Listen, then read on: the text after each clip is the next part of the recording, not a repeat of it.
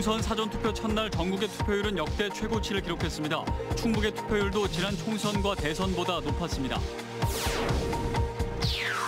이낙연 민주당 선대위원장이 옥천을 방문해 곽상원 후보 지원 활동을 펼쳤습니다. 이와는 대조적으로 통합당 박덕흠 후보는 조용한 유세를 이어가고 있습니다. 오늘은 제천단양 선거구의 공약을 점검합니다. 지방소멸 대책과 제천역 활용 방안이 주요 쟁점입니다. 충북 코로나19 완치자 중 26명에 대해 재검사를 진행한 결과 모두 음성으로 판정됐습니다. 방역당국은 이번 주 일요일 부활절 예배를 앞두고 긴장하고 있습니다.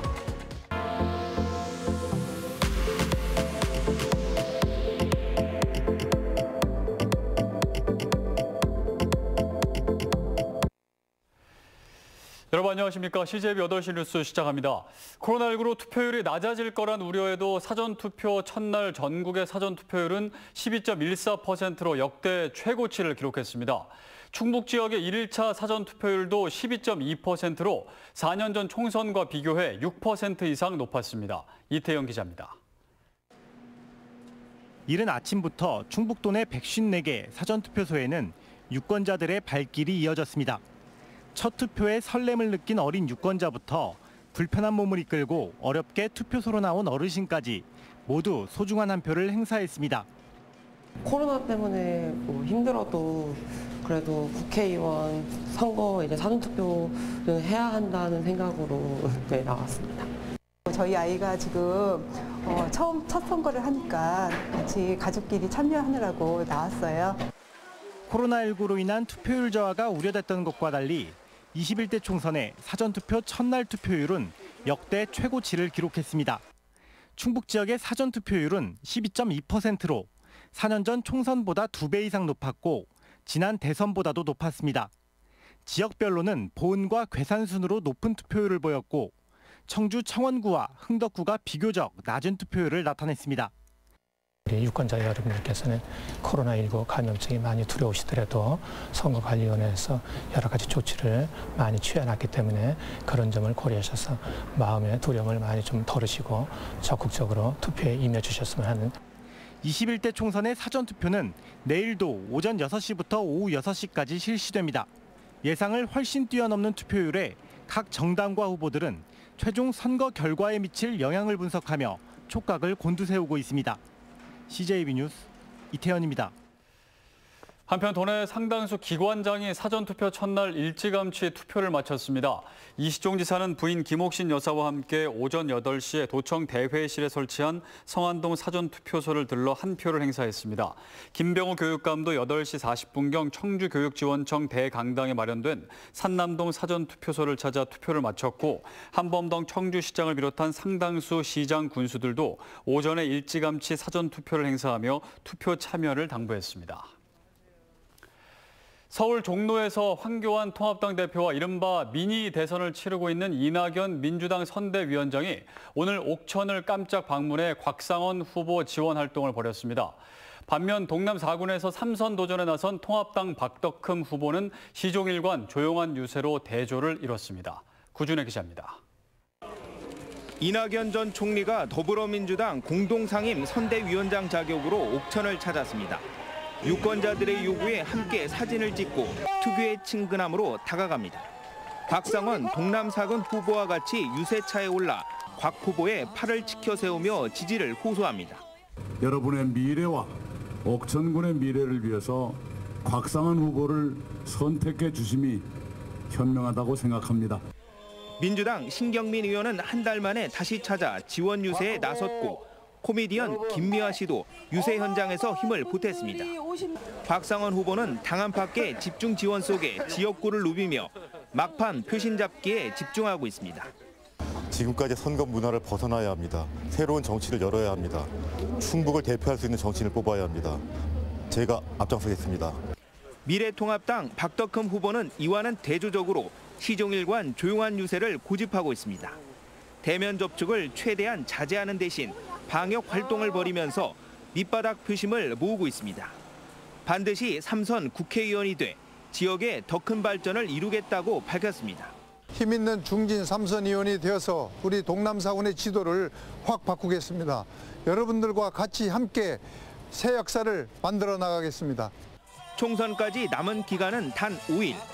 막판 당력을 집중하고 있는 여당 후보냐, 조용한 선거전을 펼치는 야당 후보냐, 전국적인 관심이 쏠리고 있습니다. CJB 뉴스 구준혜입니다.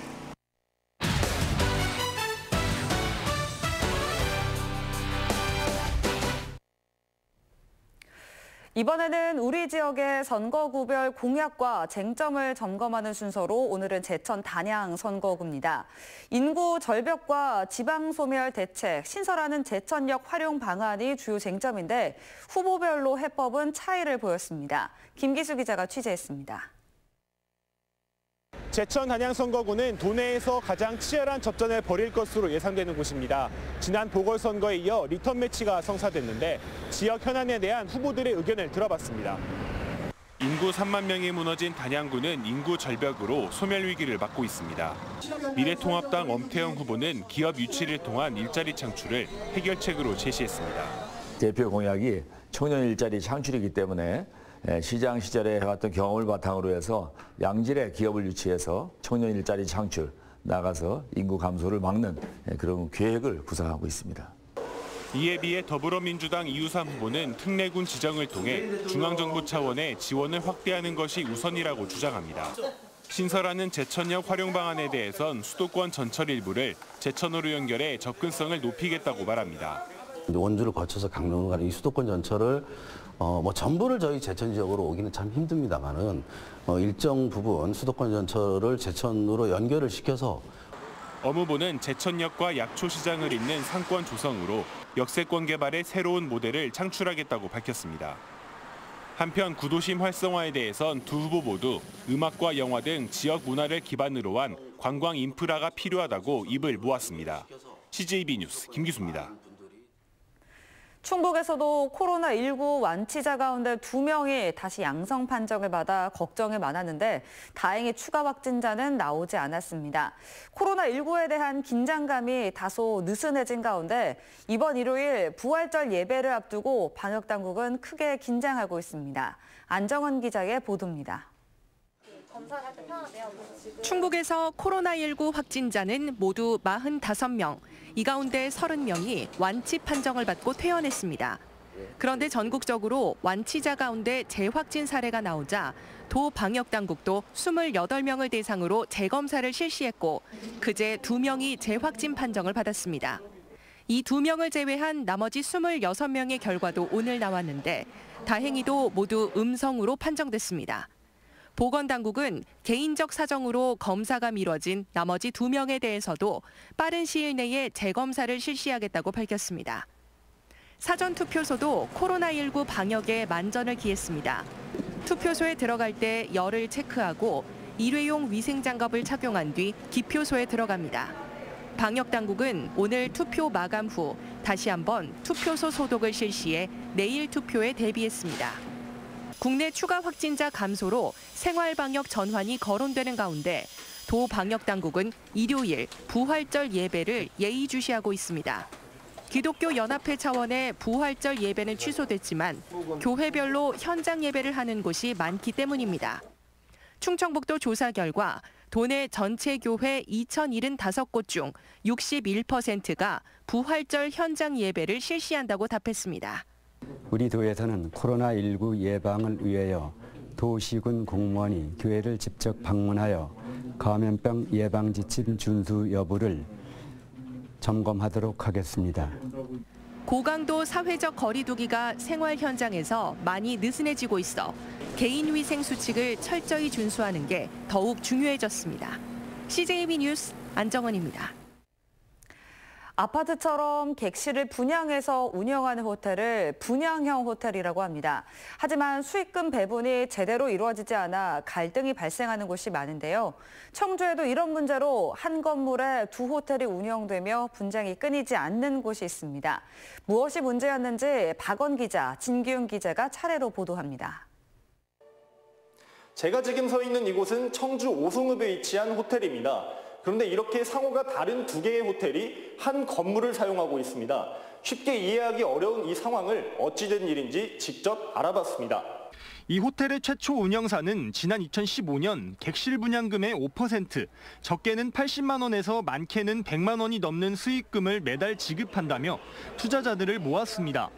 이후 2017년 영업을 시작한 호텔 측은 지난해까지 2년 동안 경영난을 핑계로 약속된 금액을 한 푼도 주지 않았습니다. 내가 투자한 금액에서 이제 40만 원 정도는 월 수익이 나야 되는데 지금까지 한 번도 그 돈을 받아본 적이 없어요. 일반 분양자들은 소송을 통해 운영사의 운영권을 박탈하고 지난해 9월 직영으로 영업할 권한을 가져왔습니다. 문제는 이때부터 시작됐습니다. 총 300개 객실과 58개 상가 가운데 운영사가 갖고 있던 63개 객실과 42개 상가를 공매로 인수한 건설사가 호텔 영업에 뛰어든 겁니다. 이러면서 한 지붕 두 가족이 된 건데 건설사가 관리 납부 권한을 가져가면서 피해가 시작됐습니다. 상대 건설사에서 자기들이 먼저 인수인계를 받았다라는 민영하에 점유를 하고 저희가 전혀 사용하지를 못하게 하고 있어요. 제대로 된 수익금은 한 번도 못 받은 상황에서 대출이자 상환과 호텔 운영 분쟁 등 계속되는 손실에 일반 분양자들은 울분을 토하고 있습니다.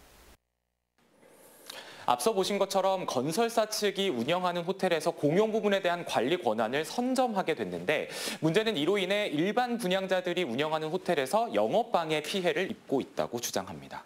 우선 프런트 문제.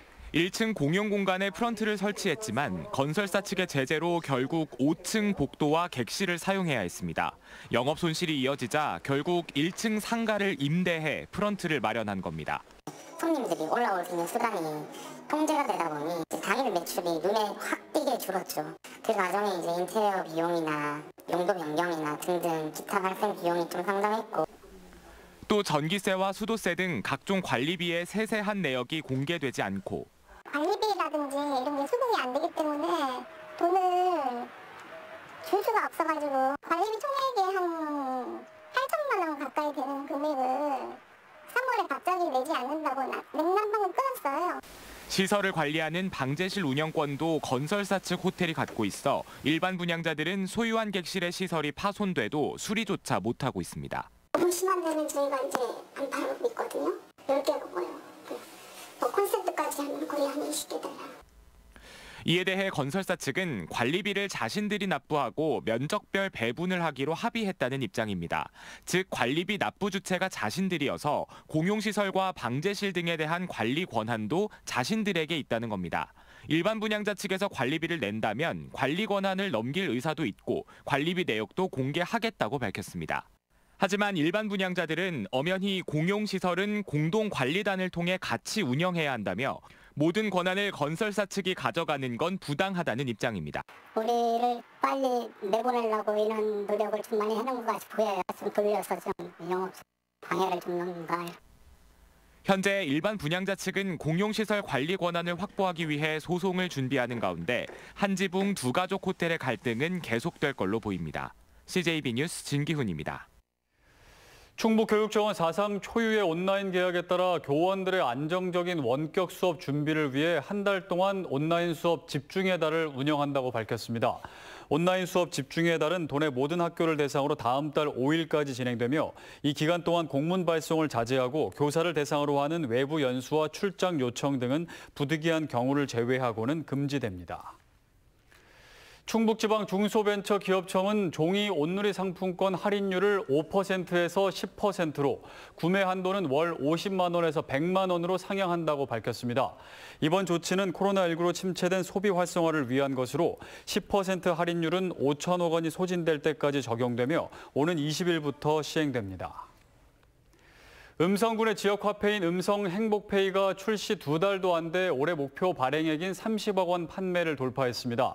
음성군은 지난 2월 17일 출시한 음성행복페이의 신규 등록자가 하루 150여 명씩 증가하면서 사용자가 8천여 명에 육박했다고 밝혔습니다.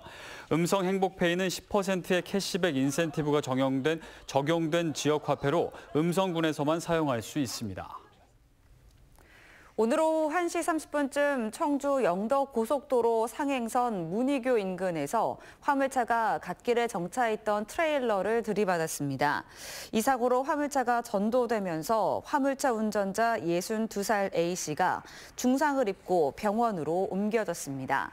경찰과 소방당국은 화물차가 고장나면서 트레일러를 충격한 것으로 보고 정확한 사고 경위를 조사하고 있습니다. 이사로 CJB 8시 뉴스를 모두 마칩니다. 시청해주신 여러분 고맙습니다.